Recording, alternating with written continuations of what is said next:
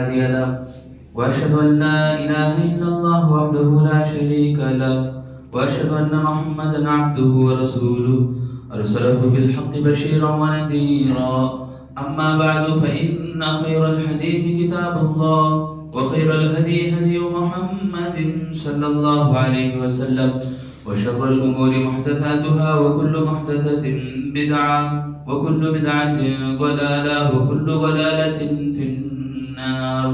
أعوذ بالله السميع العليم من همزه ونفخه ونفسه. بسم الله الرحمن الرحيم. يا أيها الذين آمنوا اتقوا الله حق تقاته ولا تموتن إلا وأنتم مسلمون. يا أيها الناس اتقوا ربكم الذي خلقكم من نفس واحدة وخلق منها زوجها وبث منهما رجالا كثيرا ونساء واتقوا الله الذي تساءلون به والأرحام إن الله كان عليكم رقيبا. يا أيها الذين آمنوا اتقوا الله وقولوا قولا سديدا يصلح لكم أعمالكم ويغفر لكم ذنوبكم ومن يطع الله ورسوله فقد فاز فوزا عظيما. وقال الله تعالى في القرآن المجيد والفرقان الحميد يوم نقول لجهنم هل امتلأت وتقول هل من مزيد وأزلفت الجنة للمتقين غير بعيد هذا ما توعدون لكل أواب حفيظ من خشي الرحمن بالغيب وجاء بقلب منيب ادخلوها بسلام ذلك يوم الخلود لهم ما يشاءون فيها ولدينا مزيد. وكم أهلكنا قبلهم من قرن هم أشد منهم بطشا فنقبوا في البلاد هل من محيص إن في ذلك لذكرى لمن كان له قلب أو ألقى السمع وهو شهيد. وقال الله تعالى في موضع آخر اليوم أكملت لكم دينكم وأتممت عليكم نعمتي ورضيت لكم الإسلام دينا. وقال النبي صلى الله عليه وسلم إذا كان يوم الحج أتى رسول الله صلى الله عليه وسلم عرفة فنزل بها حتى إذا زاغت الشمس أمر بالقصواء فرحلت له فأطابتنا الوادي فخطب الناس خطبته التي بين فيها ما بين فحمد الله وأثنى عليه قائلا لا إله إلا الله وحده لا شريك له صدق وعده ونصر عبده وهزم الأحزاب وحده. أيها الناس اسمعوا قولي فإني لا أراني وإياكم أن نجمع في هذا المجلس أبدا بعد عامي هذا. أيها الناس إن الله يقول يا أيها الناس إنا خلقناكم من ذكر وأنثى وجعلناكم شعوبا وقبائل لتعارفوا إن أكرمكم عند الله يتقاكم فليس لعربي على عجمي فضل ولا لعجمي على عربي ولا لأسود على أبيض ولا لأبيض على أسود فضل إلا بالتقوى.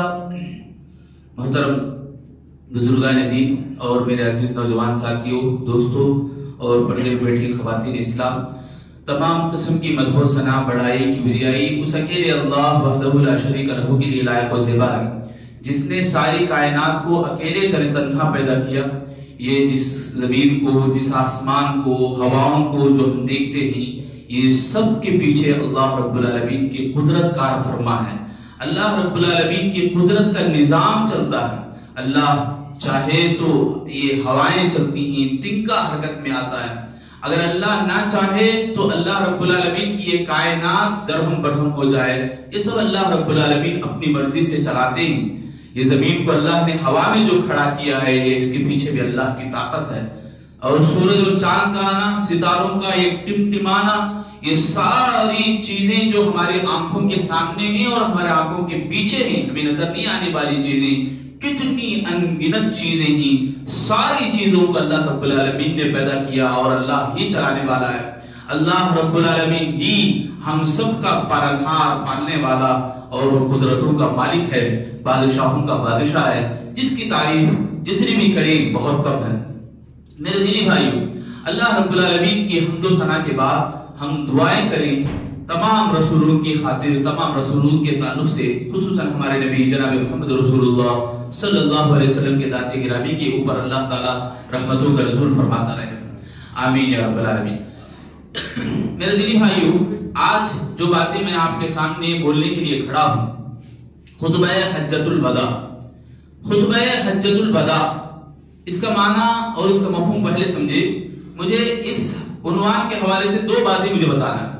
پہلی بات یہ کہ اللہ کے نبی صلی اللہ علیہ وسلم کا یہ خطبہ حجۃ الوداع، خطبہ بولتے نہیں، خطبہ دینا، تو یہ دینے کا جو موقع ملا اللہ کے نبی صلی اللہ علیہ وسلم کو، اللہ کے نبی جہاں کھڑے تھے عرفے کے میدان میں، تو وہ اس سے پہلے کیا کچھ ہوا وہ بھی ایک مختصر پس منظر مجھے آپ کو بتا رہا ہے۔ دوسری بات یہ کہ اس خطبے میں جو باتیں اللہ کے نبی نے لوگوں کو کہا، دیکھو اللہ کے نبی صلی اللہ علیہ وسلم مکے میں 13 سال گزارے ہیں اور مدینے میں 10 سال اللہ کے نبی زندگی بسر کرے۔ 23 سال مختصر زندگی میں اللہ کے نبی پوری دنیا میں اسلام کو عام کرنے کا کام کیے، اور ہوا بھی یہ کہ جب اللہ کے نبی عرفے کے میدان میں کھڑے ہو کر خطبہ دے رہے تھے تو اللہ کے نبی کے سامنے اتنا بڑا مجمع تھا کہ روایتوں میں آتا ہے کہ 1,25,000 کا مجمع تھا۔ جب اللہ کے نبی غار حرا سے لے کے اٹھے، آواز نعرہ لا الہ الا اللہ لے کے اٹھے، تو اس وقت کوئی ساتھ دینے والا نہیں تھا۔ خدیجۃ الکبریٰ سب سے پہلے ہاتھ تھامنے والی، مدد کرنے والی، پھر ایک دو ہوتے گئے، 4 ہوتے گئے، اس طرح سے مکے کی سرزمین اللہ کے نبی کے لیے بڑی تنگ ہو گئی۔ اللہ کے نبی صلی اللہ علیہ وسلم کو بہت ستانے لگے، تکلیفیں دینے لگے، جھیلنا پڑا رسول اللہ کو، برداشت کرنا پڑا اللہ کے نبی صلی اللہ علیہ وسلم کو، تسلیاں دی گئیں، تسلیاں اللہ کے نبی لیتے اللہ تعالیٰ سے، پھر آگے بڑھتے، کام کو آگے بڑھاتے، یہاں تک کہ مدینے میں بیس بنا۔ مدینے میں آنے کے بعد اللہ کے نبی صلی اللہ علیہ وسلم وہاں سے اسلام کو بہت زور سے پھیلانے لگے، کیونکہ وہاں ایک اچھی ٹیم اللہ کے نبی صلی اللہ علیہ وسلم کی تھی اور اللہ رب العالمین نے ان کے لیے راستے ہموار کیا تھا۔ بدر، احد، اس طرح کی بہت سارے جنگیں ہوئی۔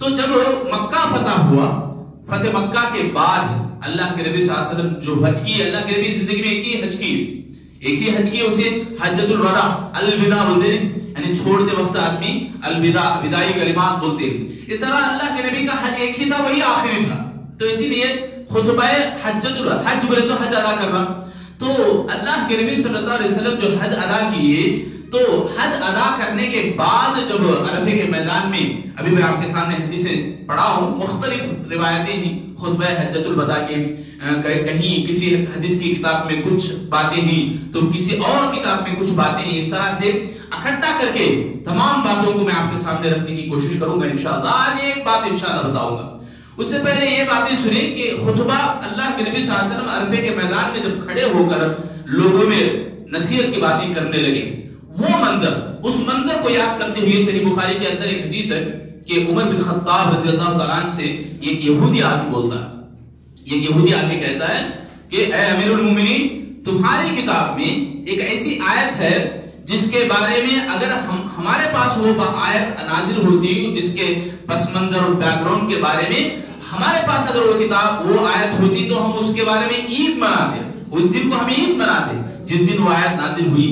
تو عمر بن خطاب رضی اللہ عنہ بھانپ گئے، سمجھ گئے، کہنے لگے کہ اے یہودی دیکھ، ہمارے کتاب کے اندر جو تو بول رہا ہے، جو تو پیش کر رہا ہے، اس آیت کے بارے میں مجھے معلوم ہے، وہ آیت جب اللہ کے نبی پیش کر رہے تھے وہ وقت بھی معلوم ہے اور وہ جگہ بھی معلوم ہے، اللہ کے نبی صلی اللہ علیہ وسلم جب بول رہے تھے وہ کیفیت بھی معلوم ہے۔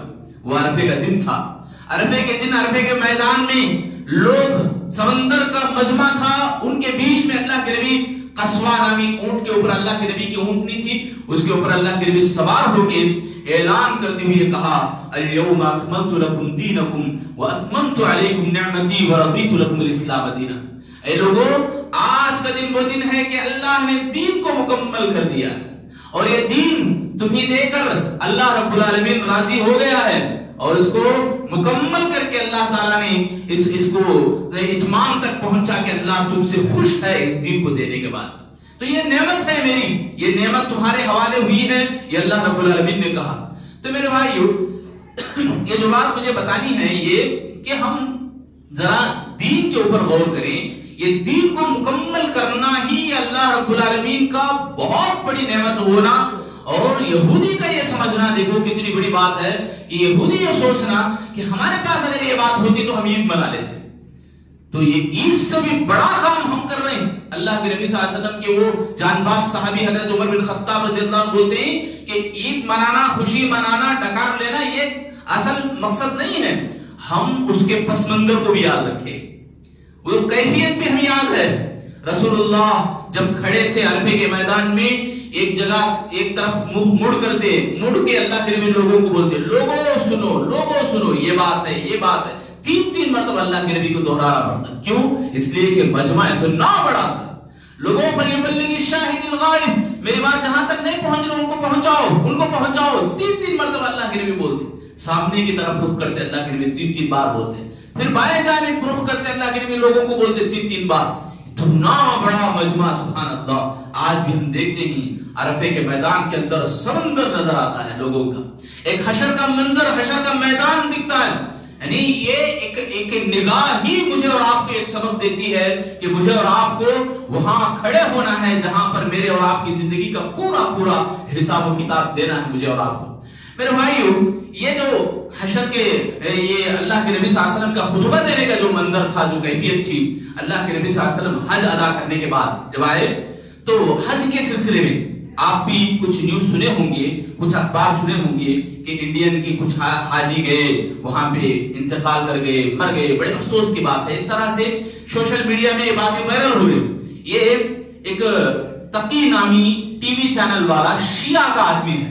وہ آدمی کیا کرتا ہے, یہ بھنڈار پھوڑتا ہے اس طرح سے بدنامی کرنے کے واسطے.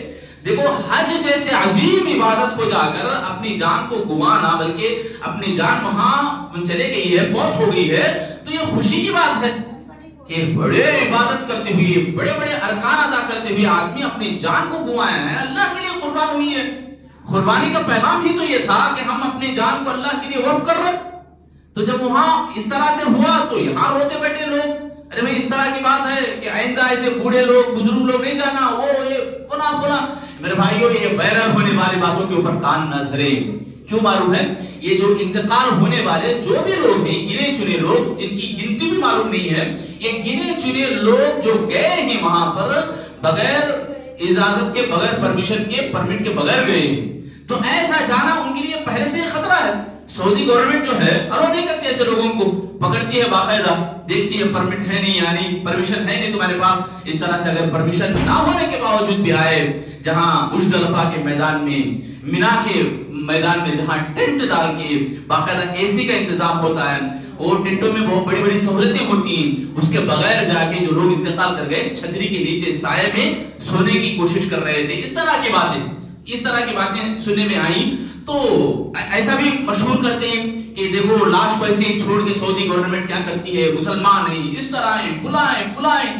ججمنٹ دینے میں ہمارا وہ بھائی بھی منہ کھولتا ہے جس کی گھر میں ایک بات نہیں چلتی, کبھی 4 نے بھی 8 نے بھی خرچ نہیں کیا ہوگا, اپنے باتوں سے ایسے لاکھوں کے روپے, کروڑوں کے روپے خرچ کرنے کی باتیں بولنے لگتا ہے بیچارہ.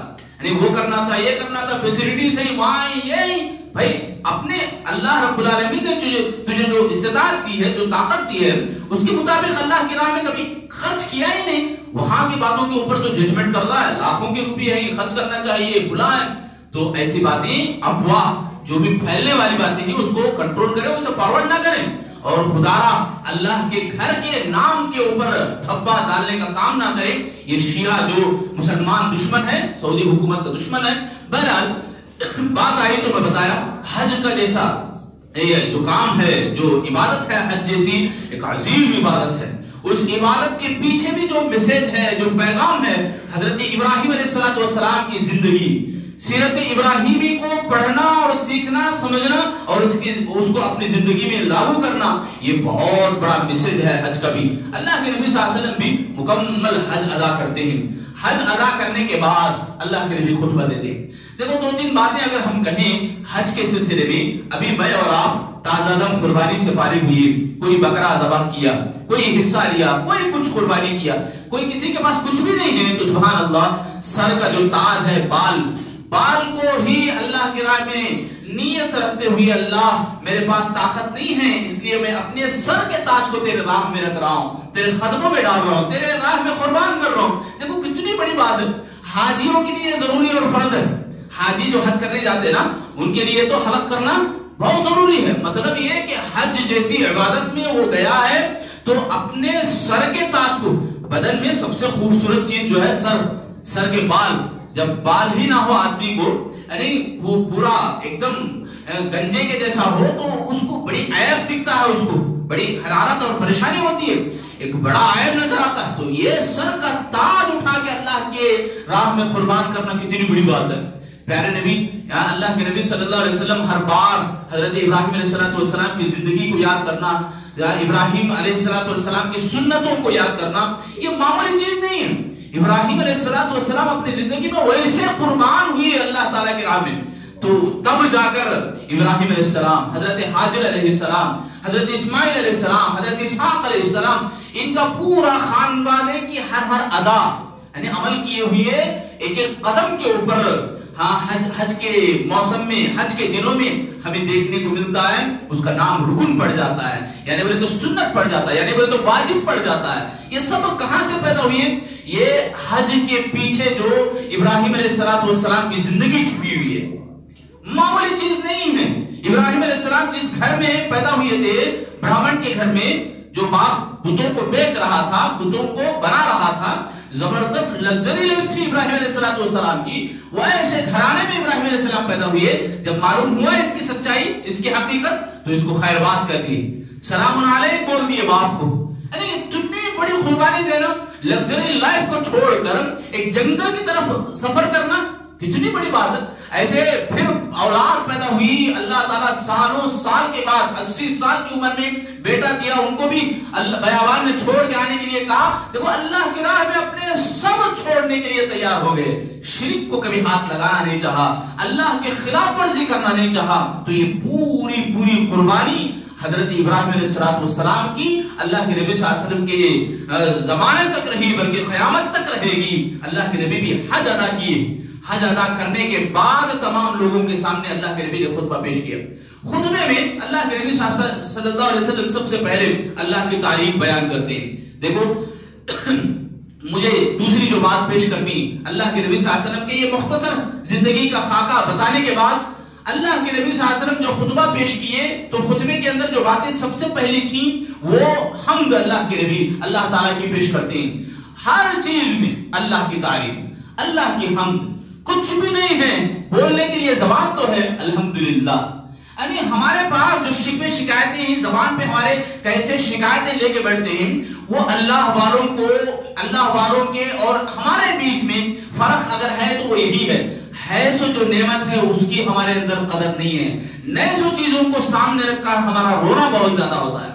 اسی لیے میرے بھائیوں، شکریہ کا مزاج ہمارے اندر نہیں ہے.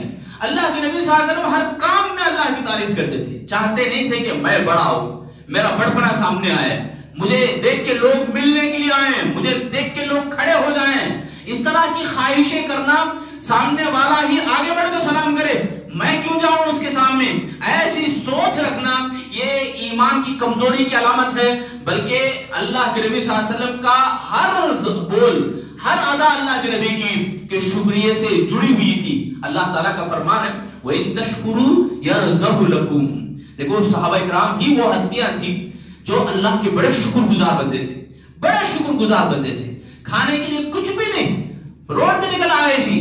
کوئی صحابی ایسے کہ مسجد کے اندر بیٹھے لوگوں سے بول رہے رائت الذی یقدم بالدین فذلک الذی یدعو الیتیم، یتیم اور مسکین کو دھکا مارنے والے، دین کو جھٹلانے والے ہی. اس طرح کے جملے یعنی انڈائریکٹ بولنے کے لیے، انڈائریکٹ بول رہے ہیں کہ میں بھوکا پیاسا ہوں، میرے پاس کھانے کے لیے کچھ بھی نہیں ہے. ایک صحابی باہر نکل گئے، اللہ کے نبی بھی راستے میں نکل گئے.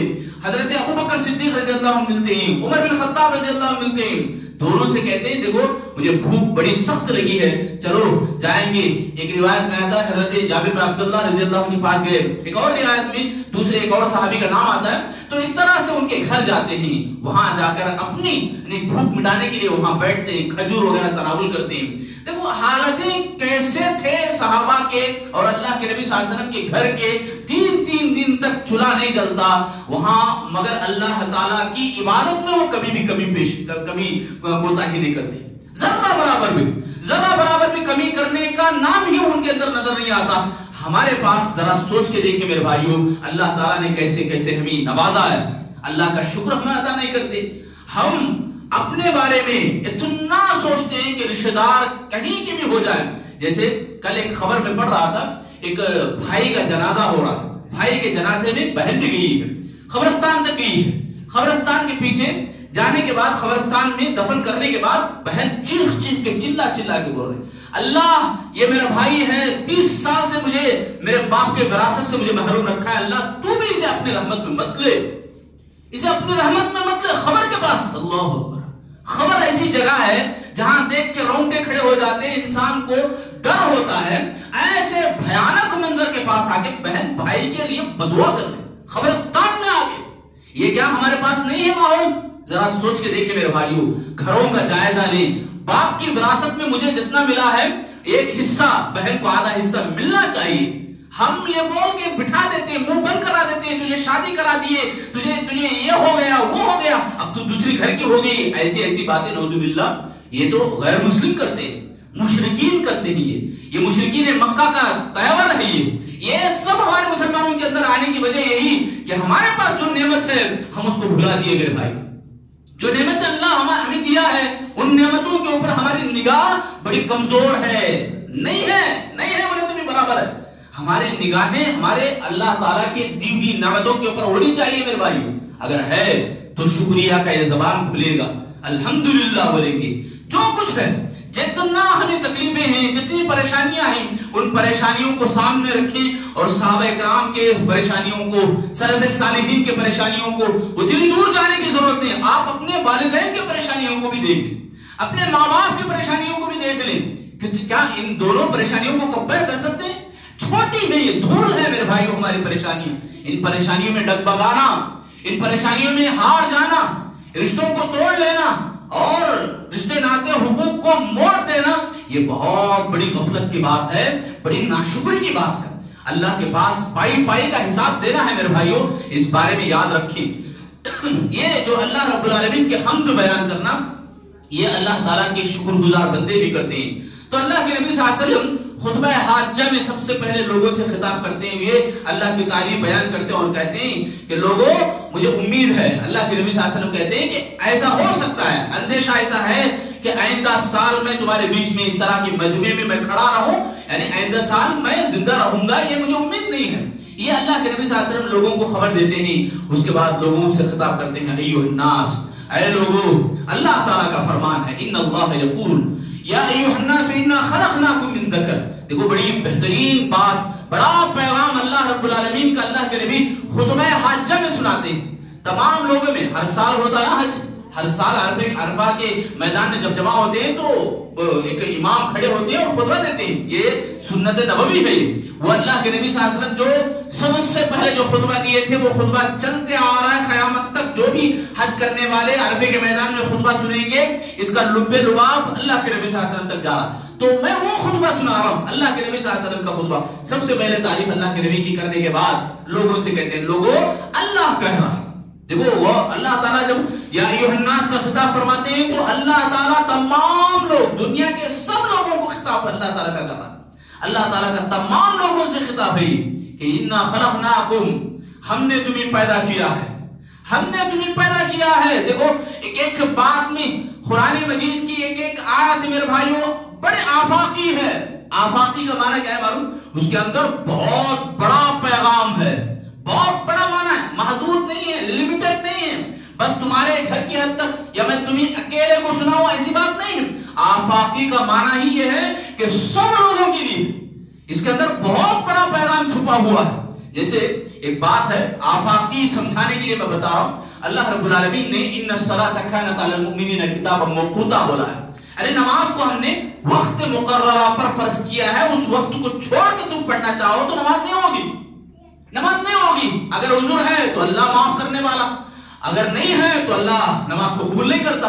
تو اس کے پیچھے آفاقی کا معنی کیا ہے؟ آفاقی ہونے کا دلیل کیا ہے معلوم اس کے پیچھے؟ اس آیت کے رکھنے کے بعد اللہ رب العالمین نے اس کے پیچھے یہ ہے کہ ہمارے فطرت میں یہ بات اللہ نے رکھ دی ہے کہ کون سا کام کب کرنا ہے وہ تبھی کرنا ہے۔ کلو مقام مقال، ہر جگہ کے لیے ایک کام جڑا ہے، وہ کام اس جگہ پہ اس ٹائم پہ نہ ہو تو پھر نہیں ہوگا۔ بولتے نہیں لوگ، زبان سے نکل گیا، سامنے والے کو ٹھیس پہنچا دیے، اب معافی مانگ رہے ہیں، اب معافی مانگ رہے ہیں۔ کیا وہ دل کا پورا دھبا دھل گیا کیا؟ معافی مانگنے سے تمہارے معافی سواری بولنے سے بھی، 1000 بار بولنے سے بھی وہ دل کا دھبا ویسے ہی رہ جائے گا نا۔ میخ جو چھپا کے نکال دیے ہیں، میخ ایسے ہی ہے، چھپا دیے ہیں زبان کی باتوں سے پھر نکال دیے ہیں۔ مطلب یہ کہ آفاقی کا معنی یہ کہ یہ اللہ رب العالمین نے اس آیت کے ذریعے سے بتانا چاہ رہا ہے کہ پوری انسانیت، سبھی انسان جو فطرت اللہ نے انسانوں کی بنایا ہے کہ کام کو جب جب جیسا کرنا چاہیے ویسا کرنے کا ڈھنگ انسان نماز سے سیکھ لے۔ نماز کو اگر وقت پر ادا کر رہا ہے، 5 وقت کی نماز اس کے اوقات پہ ادا ہو رہی، تو اس کی زندگی میں بھی اس کے پورے کام ٹھیک ٹھاک ہو جائیں گے۔ وقت جو کام جس وقت ہونا ہے وہ وقت ہوتا رہے گا، وہ کام ہوتا رہے گا، اس کے لیے آسانیاں بنتے رہیں گی۔ یہ صحابہ کے اندر بہت ٹوٹ کے بھرا ہمیں نظر آتا ہے، دیکھتے ہیں ہمیں۔ تو بہرحال یہ آفاقی کا معنی میں بتا رہا ہوں۔ تو یہ آیت بھی دیکھو، اللہ تعالیٰ فرمایا یا ایھا الناس انا خلقناکم من ذکر و انثی، اے لوگو ہم تمہیں پیدا کیا ہے، مرد بنائے، عورتیں بنائے ہم نے، اور تمہیں قبائل میں بانٹ دیا ہے۔ قبائل میں ہم نے تمہیں بانٹ دیا۔ قبیلوں میں بانٹنے کا معنی یہ کہ ہم تمہارا ایک قبیلے کا نام شیخ ہے، ایک قبیلے کا نام پٹھان ہے، ایک قبیلے کا نام کچھ ہے، یعنی یہ قبیلوں میں تقسیم کرنے کا معنی یہ کہ لتعارفوا، اس کا مقصد یہ کہ تم ایک دوسرے کو پہچان سکو۔ اب ایک ہی نام کے 4 عبداللہ ہیں تو ہاں بھئی یہ فلاں کے خاندان کے تعلق والے ہیں، فلاں کی اولاد ہے، یہ یعنی قبیلے کا نام ہم نے بانٹا اس لیے کہ تم پہچان سکو، تعارف ہے۔ یہ نہیں ہے کہ وہ نیچا ذات والا۔ ابھی قربانی میں آپ دیکھے رہیں گے، ان کو دیولوں کو بھی انہوں کیا لے دی، یعنی عجیب باتیں آپ کو سننے کو ملے رہیں گی۔ گوشت تقسیم بھی کرتے ہیں ان کے گھر کو، ہاں اتنا چلے جاتا، وہ چھوٹے 2 ٹکڑے کے 100 پیکٹ رہتی، اب بڑے کے 10 پیکٹ 20 پیکٹ، وی آئی پی کے لیے مختصر یعنی خاص رہتا وہ گوشت، اور عام لوگوں کے لیے، عام جنتا کے لیے تھوڑا مختصر یعنی کنجوسی دکھا ہے، اپنی کنجوسی کا چہرہ اس گوشت کے پیکٹ میں رہتا باقاعدہ۔ میرے بھائی یہ الگ کرنے کا جو مزاج ہے نا، یہ نہیں ہونی چاہیے۔ اللہ تعالیٰ یہی فرما رہا، یہ الگ کرنے کا مزاج یہ اسلام کی شان نہیں ہے۔ اسلام کے اندر ایسی بات نہیں ہے، اسلام کے اندر مساوات میں برابر ہے۔ ابھی میں بتایا آپ کو، بھائی کا ایک حق ہے تو بہن کا آدھا حصہ ہے۔ بہن اللہ تعالیٰ نے یہ رکھ دیا ہے للذکر مثل حظ الانثیین بول کے، یعنی مساوات جسے بولتے ہیں، برابری، سب برابر ہیں انسان ہونے کے ناطے۔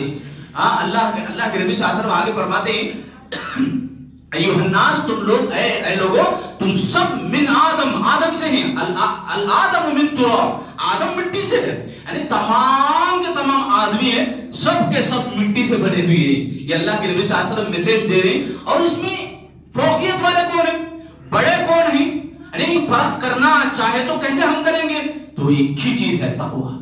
ان اکرمکم عند اللہ اتقاکم، فرق اگر کوئی چیز پیدا کر سکتی ہے فوقیت دینے میں، عزت اور احترام دینے میں، یعنی کسی کو ہم زیادہ عزت دے رہے ہیں، کس وجہ سے دے رہے ہیں؟ یہ اللہ رب العالمین کا فرمان کہہ رہا ہے کہ تقوی جن کے پاس سب سے زیادہ ہے ان کو اللہ عزت دے دیتا ہے۔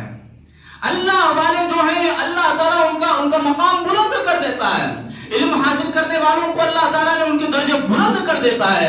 اللہ سے قریب ہونے والے، اللہ کی قربت کو حاصل کرنے والے، للہیت کو چاہنے والے، راتوں میں سب لوگ سوئے ہیں، اکیلے اٹھے اور اللہ کو پکارے، یہ اللہ تعالیٰ نے ان اکیلے کو جو محبت دے رہا ہے، وہ اکیلے محبت اللہ کی اکیلے اللہ کے پاس نہیں رہ جائے گی، پوری دنیا میں پھیل جائے گی۔ جبرائیل علیہ السلام کہتے ہیں ایک مرتبہ اللہ تعالیٰ نے مجھے بلایا، اے فرشتوں، اللہ تعالیٰ نے کہا کہ فلاں بندے سے میں محبت کرتا ہوں، اے جبرائیل تم بھی محبت کرو۔ جبرائیل کہتے ہیں اے فرشتوں، فلاں بندے سے اللہ محبت کرتا ہے، لہذا میں بھی محبت کرتا ہوں، تم بھی محبت کرو۔ یہ وبا، یہ ہوا تو پوری دنیا میں پھیل جائے گی، یہ آواز، یہ ندا کی زور پوری دنیا میں پھیل جائے گی، اس کا اثر سب دنیا میں پھیل جائے گا، لوگوں میں پھیل جائے گا۔ لوگ آٹومیٹک ان اللہ والوں کی عزت کرنے لگیں گے، ان اللہ سے قریب ہونے والے، ان اولیاء سے، اللہ کے ولیوں سے محبت کرنے والے بن جائیں گے۔ یہ آٹومیٹک پیدا ہو جائے گا۔ آٹومیٹک کیسے پیدا ہوتا بھائی؟ رمضان میں جیسا ہم دیکھیں کبھی بھی نماز کو نہیں آنے والا، بچوں کو دیکھ کے شرم کرتا ہے، بھائی چھوٹے چھوٹے بچے روزہ رکھ کے نماز کو جا رہے ہیں، مجھے بھی جانا چاہیے۔ یہ اثر دراصل فرشتوں کی طرف سے ہے۔ فرشتے جو ندا لگاتے نا، آواز لگاتے، یہ اثر کو پھیلاتے ہیں۔ ایسے ہی اللہ تعالیٰ اپنی ندا کو، اپنی محبت کو، جن سے اللہ محبت کرتا چاہتا ہے، یہ پھیلا دیتا ہے میرے بھائیوں۔ اسی لیے مجھے اور آپ کو چاہیے کہ فرق ہم پیسوں سے، کلر سے، یہ عربی، یہ عجمی، یہ ابیض، یہ اسود، یعنی یہ گورا، یہ کالا، یہ عجمی ہے، یہ عربی ہے، یہ فلاں ہے، یہ نہیں ہے۔ یہ اللہ والا ہے، یہ اللہ کا علم حاصل کرنے والا ہے، یہ اللہ کی قربت چاہنے والا ہے۔ یہ دیکھ کے ہم عزت دیں، یہ دیکھ کے احترام کریں، یہ اللہ کا کام ہے میرے بھائی۔ یہ اللہ رب العالمین کرتا ہے کہ جن لوگوں کے دلوں میں تقوی سب سے زیادہ ہے، ان سے اللہ محبت کرتا ہے، ان کا مقام اللہ بڑھاتا ہے۔ یہ ہمیں بھی کرنی چاہیے۔ تو لہذا یہ تقوی جو ہے بہت بہترین پیغام، اور جو دوسری بات جو میں بتانے جا رہا ہوں وہ یہی کہ مساوات کا اللہ کے نبی صلی اللہ علیہ وسلم نے اعلان کیا، مساوات کا پیغام اللہ کے نبی نے پہنچایا۔ 1,00,000 سے زیادہ مجمع میں اللہ کے نبی نے خطبہ جو دیا، سب سے پہلی بات یہی تھی کہ مساوات۔ دوسری بات حقوق کے بارے میں انشاءاللہ اندر جمعے سنیں گے۔ تو بہرحال کہ خلاصہ کلام یہی ہے، خطبہ حجۃ الوداع۔ دیکھو خطبہ حاجہ ایک ہے، جیسے ہم جمعہ میں ابھی سنے، شروع میں نکاح سے پہلے آپ سنتے ہیں شروع میں، اور جب کبھی بھی بیان زیادہ لمبا لینا ہوتا ہے، لوگوں کو اچھی لمبی نصیحت، چھوٹی نصیحت کرنی ہوتی ہے، تو وہ ٹائم پہ بھی خطبہ پڑھا جاتا ہے، اسے خطبہ حاجہ کہا جاتا ہے۔ اب یہ جو اللہ کے نبی نے جو خطبہ دیا، خطبہ حجہ بولتے ہیں حج کے میدان میں، یعنی حج کرتے ٹائم پہ اللہ کے نبی عرفے کے میدان میں تمام لوگوں کے سامنے اللہ کے نبی نے خطبہ دیا۔ وہ خطبے میں کتنی بڑی پیغامات ہوئی، کتنے بڑے بڑے میسیجز اللہ کے نبی کے آئے، کتنی بڑی بڑی نصیحتیں اللہ کے نبی نے کی، اس کے اوپر بڑی بڑی کتابیں اور ہمارے لکھی ہیں، بڑی بڑی موٹی موٹی کتابیں، ضخیم کتابیں لکھی ہیں ایک بات پر۔ ابھی میں آپ کے بارے میں مساوات کے سلسلے میں رکھا، مساوات، اور سب سے پہلے اللہ کے نبی نے جو شروع کیا اللہ کی تعریف سے، اللہ کی حمد سے، حمد و ثنا سے، پھر اس کے بعد مساوات کے بارے میں۔ مساوات بولے تو برابری، سب انسان برابر ہیں، سب مٹی سے پیدا ہوئے ہیں۔ فرق اگر ہے تو اللہ کے پاس صرف اور صرف عزت اگر ہے تو وہ صرف اور صرف تقوی سے ہے، اللہ رب العالمین کی قربت حاصل کرنے سے، اللہ سے ڈرنے سے ہے۔ تو لہذا میں بھی یہی کہوں گا، جو قربانی سے ہم ابھی گزرے ہیں تازہ دم، اس کے معنی، اس کے مطلب کو پہچانیں، اس کی روح کو ذرا پہچانیں۔ یہ قربانی دینا، جانور ذبح کر لیے، گوشت رکھ لیے، کھاتے ہیں، فریج ہمارے پناہ مانگتے ہیں، ایسے ہمیں بھر بھر کے رکھ لینے سے ہمارا کوئی ایمان دلوں میں پیدا نہیں ہوتا۔ آپ گوشت بانٹ دیے، کچھ کر دیے، ہو گیا، آپ خلاص، آپ بیٹھ گئے، پرانی روش ویسے ہی رہی، ایسا نہیں ہونے والا میرے بھائیو۔ حج کو گئے کچھ لوگ، حج کے میدان میں، جمرات کے میدان میں گئے، پتھر مار رہے ہیں، کنکری مار رہے ہیں، شیطان کو غصے میں آ کے کوئی چپل بھی پھینکتا، کوئی کچھ بھی پھینکتا ہے، یعنی غصہ بھڑاس نکال رہا ہے۔ یہاں آنے کے بعد، انڈیا آنے کے بعد، اپنے گھر آنے کے بعد پھر تم تیڑی کی تیڑی ویسے ہی رہے، تو میرے بھائی کوئی فائدہ نہیں ہونے والا، کوئی فرق آنے والا نہیں، اسی شیطان کا پھر پجاری بن رہا۔ وہاں شیطان کو نفرت سے، غصے سے مارا، یہاں آنے کے بعد پھر وہی سودی کاروبار، پھر حرامی زندگی گزار رہا ہے۔ تو ایسی زندگی میرے بھائیوں کچھ کام آنے والے نہیں۔ یہ قربانی ہماری گزری ہے تو کچھ ہمارے اندر کچھ نیا پن، یعنی تبدیلی ہمارے اندر آئے، بدلاؤ ہمارے اندر آئے۔ کیا بدلاؤ آنا چاہیے؟ وہ قربانی کا روح جو ہے ایمان، وہ قربانی کا جو پس منظر جو ہے ابراہیم علیہ السلام کی قربانی، اس کو ہمیں یاد رکھنا ہے، اس کو ہمیں زندہ رکھنا ہے۔ اور جو بھی دین کی باتیں ہیں، جیسے خطبہ، دین کو اللہ کے نبی نے جب مکمل کیا، اس کے بعد اللہ کے نبی نے خطبہ دیا، خطبہ حجۃ الوداع، یہ دین کا مکمل ہونا اور دین کی کچھ اہم باتیں اللہ کے نبی کا سنانا خطبہ حاجہ میں، وہ باتیں کتنی بڑی باتیں ہیں سبحان اللہ.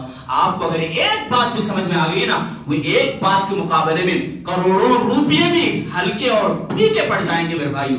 یہ ایک بات اپنی زندگی میں نافذ کر لیے، عمل کر لیے، اللہ تعالیٰ ہمیشہ ہمیشہ جنت دینے والا ہے. وہ ہمیشہ ہمیشہ جنت کے سامنے یہ دنیا کو، پوری دنیا جو گول ہے، جو سنترے نما ہے یا انڈے کے جیسی ہے، یہ پوری دنیا کو سننا بنا ڈالے اور تمہیں دے دے، تمہارا یہ سننا رہے گا.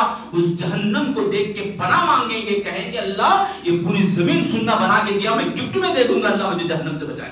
میرے بھائیو اسی لیے حقیقی کامیابی کو ہم پہچانیں، سچی کامیابی کو ہم پہچانیں، سچی زندگی کو ہم پہچانیں، اور جو روح ہے قربانی کے پیچھے، جو پس منظر، جو بیک گراؤنڈ ہے، اس کو ہم حاصل کریں. اس کو حاصل کر کے ہمیں جو دین اللہ دیا ہے اس دین کو پڑھنے کی کوشش کریں. نہیں پڑھتے ہیں تو سنتے بھی ہیں اچھی باتیں، ان باتوں کو گیدر کریں، ان باتوں کو بٹھائیں دماغوں میں اور لوگوں تک عام کریں. آج بھی لوگ بہت بھوکے اور پیاسے ہیں، ان تک ہمارا دین پہنچانا چاہیے میرے بھائی. آج بھی بہت سارے لوگ ہیں، بہت سارے لوگ ہیں، فتنہ فساد ان کا کام نہیں. فتنہ مچانے والا ایک آدمی یا دو آدمی رہیں گے، ان دونوں کے پیچھے ہم سب بیک گراؤنڈ کو سمجھ جاتے ہیں، پورا ان کا خاندان ایسے ہی سمجھ جاتے ہیں. ایسی بات نہیں ہوتی میرے بھائی، ایسی بات نہیں ہوتی، تجربے کی بات ہے. بہت انشاءاللہ اللہ رب العالمین راستے ہموار کرے گا. ہمیں آگے بڑھنا ہمارے لیے ہونا چاہیے. پر اللہ سے میں آخر میں دعا کروں گا، الہ العالمین ہم تمام لوگ جو بھی باتیں سنیں قرآن و حدیث کی روشنی میں سمجھنے اور عمل کرنے کے اللہ ہم سب کو توفیق عطا فرما. اے اللہ ہم جو بھی قربانی دیے ہیں اپنی استطاعت کے مطابق اللہ ہماری قربانیوں کو قبول فرما.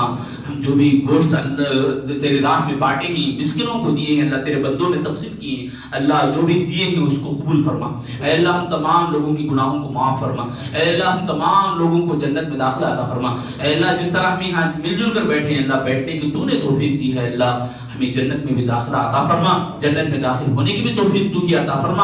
اے اللہ ہماری پریشانیوں کو، دکھ دردوں کو دور فرما. اے اللہ ہمیں جو بھی بیمار حال ہیں شفا عاجلہ نصیب فرما. اے اللہ بیماروں کو بیماریوں سے دور کر کے جلد سے جلد شفا اور تندرستی میں ان کو بدل دے. اے اللہ ہم تمام لوگوں کو خبر میں جانے سے پہلے خبر کی تیاری کرنے کی توفیق عطا فرما، موت سے پہلے موت کے بعد کی تیاری کرنے کی توفیق عطا فرما. اے اللہ فلسطین میں آج بھی مسلمان بھلک رہے ہیں، چھوٹے بچے، معصوم اور عورتیں، بڑے بوڑھے اللہ پس رہے ہیں، اللہ ظلم کی چکی میں ہے، اللہ ان کو اس ظلم کے چنگل سے بچا لے اور ظالموں کو یا تو ہدایت دے یعنی تو سفید ہستی مٹا دے ان کی. اے اللہ ان کی غیبی مدد عطا فرما، مظلومین کی، مسلمانوں کی. اے اللہ جہاں بھی مسلمان ہیں اللہ سب کی حفاظت فرما. ہم اپنے ایمان کی حفاظت کرنے کی ہمیں توفیق عطا فرما، ایمان کے اوپر ہمیں ثابت قدمی عطا فرما، دین کو سیکھنے والا ہم سب کو بنا. دین کو جو بھی سیکھتے ہیں اللہ سمجھنے اور عمل کرنے کی توفیق عطا فرما. جو بھی سیکھے سنے سمجھے اللہ اس کو عام کرنے کی، اس کی تبلیغ کرنے کی اللہ ہم سب کو توفیق عطا فرما. اے اللہ ہمیں جب تک زندہ رکھے ایمان کی ثابت قدمی عطا فرما، ایمان کی دولت سے مالا مال فرما. جو بھی دین کی باتیں ہیں، تعلیمات ہیں، قربانی، حج ہے، جتنے بھی ارکان ہیں اسلام کی باتیں ہیں اللہ اس کے پس منظر کو، اس کی روح کو حاصل کرنے کی توفیق عطا فرما. اے اللہ ہمیں جب موت دے تو ایمان اور اسلام کی حالت میں ہمیں موت عطا فرما. آمین یا رب العالمین. بارک اللہ لنا ولکم فی القرآن المجید ونفعنا وإياكم إنه تعالى